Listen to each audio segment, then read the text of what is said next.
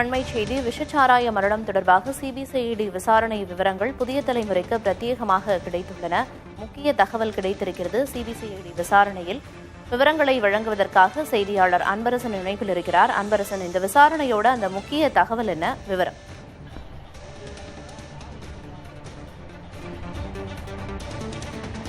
கள்ளக்குறிச்சி கள்ளச்சாராயம் விவரம் தொடர்பாக சிபிசிஐடி போலீசார் 5 தனிப்படைகள் அமைக்கப்பட்டு இதில் இருக்கக்கூடிய அந்த யார் யார் கள்ளச்சாராயத்தை விற்பனை செய்தார்கள் என்பது குறித்து கைது செய்வதற்காக தீவிர விசாரணையில் ஈடுபட்டு வருகிறார்கள். இதுவரை இந்த சம்பவத்தில் 7 நபர்கள் கைது செய்யப்பட்டிருக்கிறார்கள். அவர்களிடம் நடத்திய விசாரணையில் பல்வேறு முக்கிய தகவல்கள் கிடைக்கப்பட்டிருக்கிறது. குறிப்பாக ஏற்கனவே 3 நபர்கள் கைது செய்யப்பட்டு, குறிப்பாக கண்ணுக்குட்டி என்கிற கோவிந்தராஜ், அவரது சகோதரர் தாமோதரன், அதே போன்று கண்ணுக்குட்டி என்கிற கோவிந்தராஜின் மனைவி விஜயா ஆகிய 3 நபர்கள் கைது செய்யப்பட்டு சிறையில் அடைக்கப்பட்டிருக்கிறார்கள். இவர்களுடன் நடத்தப்பட்ட விசாரணையில் சின்னதுரை என்ற நபர் தான் மெத்தனாலை வழங்கியிருப்பது தெரிய வந்தது. அவருடன் நடத்திய விசாரணையில் மாதேஷ் என்ற நபர் மெத்தனாலை வாங்கி வந்தது தெரிய வந்தது. இந்த மாதேஷ் என்பவர் ஆந்திராவிலிருந்து இந்த மெத்தனாட்களை வாங்கி வந்து சின்னதுரையிடம் விற்பனை செய்தது தெரிய வந்தது. குறிப்பாக கடந்த 17ஆம் தேதி மாதேஷ் என்ற நபரிடமிருந்து சின்னதுரை மெத்தனாலை வாங்கியுள்ளார். மெத்தனால் அடங்கிய 60 லிட்டர் 4 டியூபுகள், 30 லிட்டர் 3 டியூபுகள், 100 சிறிய பாக்கெட்டுகளை சின்னதுரையிடமிருந்து கண்ணுக்குட்டி என்கிற கோவிந்தராஜ் வாங்கியிருக்கிறார். குறிப்பாக கோவிந்தராஜின் சகோதரர் தாமோதரன் முதலில் குடித்து பார்த்து மெத்தனால் கெட்டு போயிருப்பதாக தனது சகோதரர் கோவிந்தராஜ் மற்றும் மெத்தனாலை விற்பனை செய்த சின்னதுரையிடம் கூறியிருக்கிறார். அதற்கு சின்னதுரை என்பவர் மெத்தனால் கெட்டு போகவில்லை, உயர் ரக சரக்கு என கூறி விற்பனை செய்யுங்கள், பார்த்துக் கொள்ளலாம் என கூறி விற்றதாகவும் போலீசார் விசாரணை தெரிய வந்திருக்கிறது. குறிப்பாக கோவிந்தராஜனுக்கு மதி கொடுக்கும் பழக்கம் இல்லை என்பதால் அவரது தம்பி தாமோதரனே எப்போதும் சிறிதளவு குடித்து பார்த்து வாங்குவார் என்பதும் சிபிசிஐடி போலீசார் விசாரணை தெரிய வந்திருக்கிறது. இதனை அடுத்துதான் சின்னதுரை மெத்தனால் கெட்டு போகவில்லை, உயர் ரக சரக்கு என கூறி விற்பனை செய்யுங்கள், பார்த்துக் கொள்ளலாம் என சொல்லி கோவிந்தராஜிடம் விற்பனை செய்ததும் தெரிய வந்தது. எப்பொழுதும் முழு பணத்தையும் பெற்றுக்கொண்ட பிறகே சின்னதுரை மெத்தனாலை விற்று வந்த நிலையில் கடந்த 17ஆம் தேதி கெட்டுப்போன மெத்தனாலை கொடுக்கும்போது முன்பணம் மட்டுமே பெற்றுள்ளார் எனவும், சின்னதுரை மெத்தனால் விற்பனை வரலாற்றில் முதன்முறையாக முழு பணத்தை வாங்காமல் முன்பணத்தை மட்டுமே பெற்றுக்கொண்டு மெத்தனாலை கொடுத்தது இதுவே முதல் முறை என சிபிசிஐடி அதிகாரிகள் தகவல் தெரிவித்திருக்கிறார்கள். சின்னதுரை மெத்தனாலை மாதேஷ் என்பவரிடமிருந்து பெற்றதும் மாதேஷ் ஆந்திராவில் இருந்து செயல்படாத கெமிக்கல் நிறுவனங்கள் மற்றும் காலாவதியான கெமிக்கல் நிறுவனங்களிடமிருந்து இந்த மெத்தனாலை வாங்கி வந்து சின்னதுரையிடம் விற்பனை செய்ததும் தெரிய வந்தது. சின்னதுரை அளித்த தகவலின் பேரில் சின்னதுரை விற்பனை செய்த புதுச்சேரியை சேர்ந்த மாதேஷை சிபிசிஐடி போலீசார் கைது செய்து தற்போது விசாரணையில் ஈடுபட்டு வருகிறார்கள். மேலும் சின்னதுரையின் நண்பர்களான சங்கராபுரத்தைச் சேர்ந்த ஜோசப் ராஜா, அதே போன்று பாண்டிச்சேரியை சேர்ந்த மதன்குமார் உள்ளிட்ட 7 நபர்களை தற்போது சிபிசிஐடி அதிகாரிகள் கைது செய்திருக்கிறார்கள். குறிப்பாக சிபிசிஐடி அதிகாரிகள் கைப்பற்றிய அந்த மெத்தனால் அடங்கிய டியூபுகளை தற்போது தடயவியல் துறைக்கு அனுப்பி வைத்திருக்கிறார்கள். அது மட்டுமல்லாமல் இந்த விவகாரத்தில் இந்த மாதேஷ் யாரிடமிருந்து, அதாவது ஆந்திராவில் எந்தெந்த காலாவதியான மற்றும் செயல்படாத நிறுவனங்களிடமிருந்து மெத்தனாலை வாங்கியிருக்கிறார் என்பது குறித்து தற்போது சிபிசிஐடி தனிப்படை போலீசார் தீவிர விசாரணையில் ஈடுபட்டு வருகிறார்கள். முழுமையான விசாரணைக்கு பிறகு ஆந்திராவில் எந்தெந்த நிறுவனங்களிடமிருந்து இந்த மெத்தனால் வாங்கப்பட்டது என்பது குறித்தும் இதன் பின்னணியில் யார் யார் இருக்கிறார்கள் என்பது குறித்தும் முழுமையான தகவல்கள் வெளிவர வேண்டுமோ, அதே போன்று இந்த சம்பவத்தில் ஈடுபட்ட அனைத்து நபர்களும் விரைவில் கைது செய்யப்படுவார்கள் எனவும் சிபிசிஐடி அதிகாரிகள் தகவல் தெரிவித்திருக்கிறார்கள். சிபிசிஐடி அதிகாரிகளோட விசாரணையில மிக முக்கியமான தகவல் அப்படிங்கிறது வெளியாகி இருக்குது. ஏற்கனவே உயிரிழந்தவங்க குடிச்ச கள்ளச்சாராயத்துல மெத்தனால் கலந்திருப்பத தமிழக அரசும் உறுதி செஞ்சிருந்தாங்க. ஆனா அது காலாவதியான மெத்தனால் அப்படிங்கிற தகவல் இப்ப தெரிய வந்திருக்கு. சிபிசிஐடி அதிகாரிகளோட விசாரணையில 7 பேர் கைது செய்யப்பட்டு அதிகாரிகளோட விசாரணைக்கு உட்படுத்தப்பட்டிருக்காங்க அப்படின்னு குறிப்பிட்டீங்க. இந்த விசாரணை வளையம் அப்படிங்கிறது இன்னும் பெருசாகுமா? இதுக்குள்ள வேறு யாரேனும் கொண்டு வரப்படுறதுக்கு வாய்ப்பு இருக்கா? இப்ப கைது செய்யப்பட்டவங்க மேல என்னென்ன பிரிவுகளின் கீழ் வழக்கு பதிவு செய்யப்பட்டிருக்கு, அவங்க எப்ப நீதிமன்றத்தில் ஆஜர்படுத்தப்பட இருக்காங்கிற விவரங்கள் இருக்கா அவங்க கிட்ட, அன்பரசன்? நிச்சயமாக தற்போது வரைக்கும் இந்த வழக்கில் 7 நபர்கள் கைது செய்யப்பட்டிருக்கிறார்கள். குறிப்பாக கண்ணுக்குட்டி என்கிற கோவிந்தராஜின் தம்பி தாமோதரன் மற்றும் கோவிந்தராஜின் மனைவி விஜயா ஆகிய 3 நபர்கள் தான் முதலில் கைது செய்யப்பட்டார்கள்.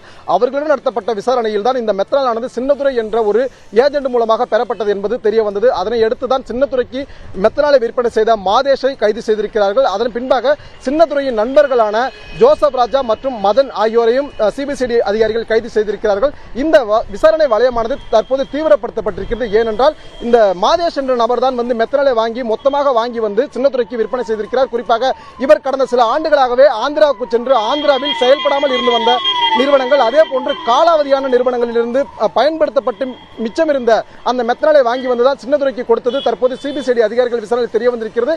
தற்போது சிபிசிஐடி அதிகாரிகள் 7 நபர்களை கைது செய்திருக்கிறார்கள். இது மட்டுமல்லாமல் மாவட்ட காவல்துறையினரும் பல்வேறு மாவட்டங்களைச் சேர்ந்த, அதாவது கள்ளக்குறிச்சி மாவட்டம் மற்றும் அதன் எல்லைப்புற பகுதிகளில் சாராயம் விற்பது தொடர்பான 10க்கும் மேற்பட்ட நபர்களை தற்போது பிடித்து விசாரணையில் ஈடுபடுத்தப்பட்டு வருகிறார்கள். குறிப்பாக கைது செய்யப்பட்ட நபர்களின் எண்ணிக்கை இன்னும் அதிகரிக்கலாம் எனவும் தெரிய வருகிறது. குறிப்பாக ஆந்திராவில் எந்த நிறுவனத்திடமிருந்து மாதேஷ் மெத்தனாலை வாங்கி வந்தார் என்பது குறித்து தற்போது சிபிசிஐடி அதிகாரிகள் தகவல் எடுத்திருக்கிறார்கள்.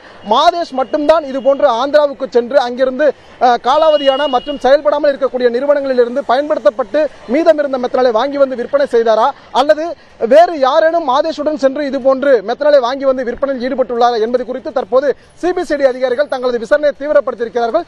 தற்போது கைது செய்யப்பட்ட 7 நபர்களை காட்டிலும் இன்னும் அதிக அளவில் நபர்கள் கைது செய்யப்படுவதற்கான வாய்ப்புகள் இருப்பதாகவும் சிபிசிஐடி அதிகாரிகள் தகவல் தெரிவித்திருக்கிறார்கள்.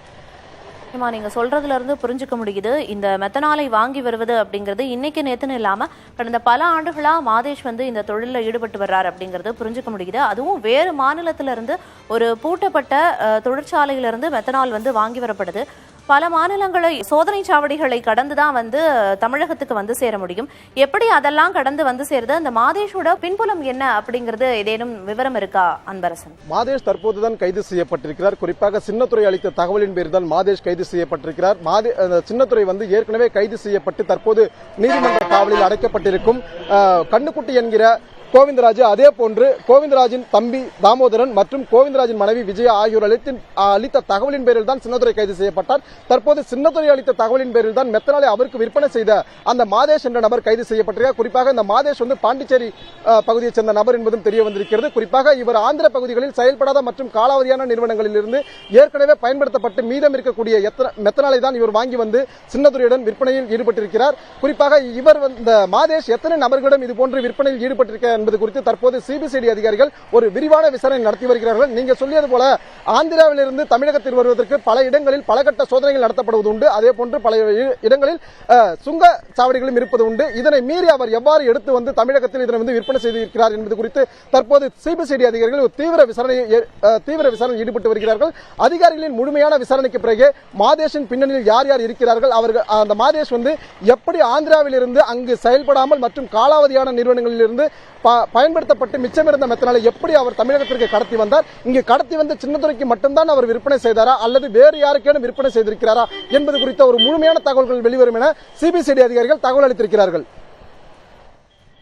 இப்ப காவல் நிலையத்துக்கு பக்கத்திலேயே தான் இந்த கள்ளச்சாராய விற்பனை அப்படிங்கறது நடந்திருக்கு.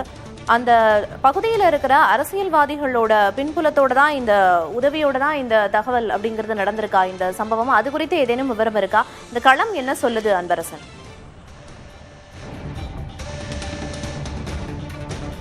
நிச்சயமாக இப்ப நம்ம இருக்கக்கூடிய பகுதி தான் கள்ளக்குறிச்சி காவல் நிலையம். இந்த காவல் நிலையத்தில் தான் முதல்ல வழக்கு பதிவு செய்யப்பட்டது. குறிப்பா இந்த கள்ளச்சாராய விஷயத்துல வழக்கு பதிவு 4 பிரிவுகளின் கீழ் வழக்கு பதிவு செய்யப்பட்டது. குறிப்பா கொலையாகாத மரணம் விளைவித்தல், விஷ பொருட்களை பயன்படுத்துதல் அல்லது விற்றல் உள்ளிட்ட 4 பிரிவுகளின் கீழ் இந்த காவல் நிலையத்தில் தான் தற்போது நாம் நின்று கொண்டிருக்கக்கூடிய ஜீவன் கள்ளக்குறிச்சி காவல் நிலையத்தில் தான் முதல்ல வழக்கு பதிவு செய்யப்பட்டு விசாரணைக்கு எடுத்துக் கொள்ளப்பட்டது. அது மட்டுமல்லாமல் அந்த 3 நபர்கள் ஏற்கனவே கைது செய்யப்பட்ட 3 நபர்களும் முதன்முறையாக கைது செய்யப்பட்டதும் இந்த கள்ளக்குறிச்சி காவல் நிலையத்தில் தான்.